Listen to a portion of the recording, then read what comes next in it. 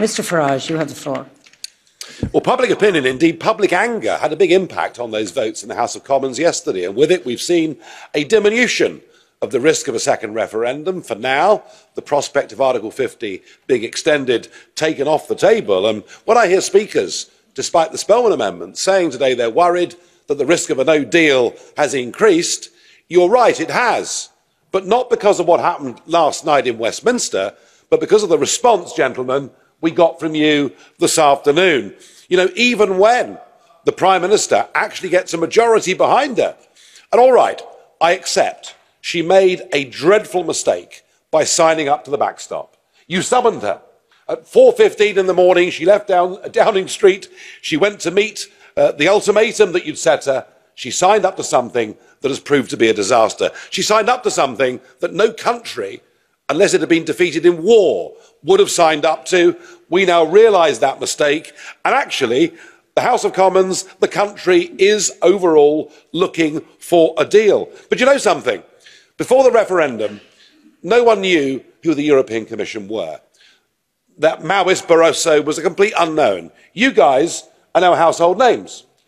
And what we've seen is an appreciation in Britain that unelected bureaucrats in Brussels have been talking down to and humiliating the Prime Minister of our nation, and we don't like it. And even when she comes back, trying to be reasonable, saying let's renegotiate, you're not prepared to give an inch. The reason that a no-deal Brexit's got a little bit closer is because of the sheer language and attitude, not just from the Commission, but from many in the Parliament towards the United Kingdom. I think public opinion will be very, very angry that there is no give today from anybody in Brussels whatsoever.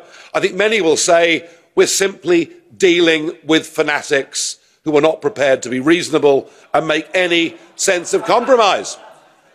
And of course, Theresa May has made compromise after compromise, way too many compromises in my view.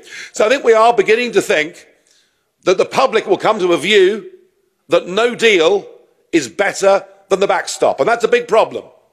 It's a big problem for all of you who want to get re-elected in a few weeks' time, because no deal means no 39 billion and your voters will be coughing up the money.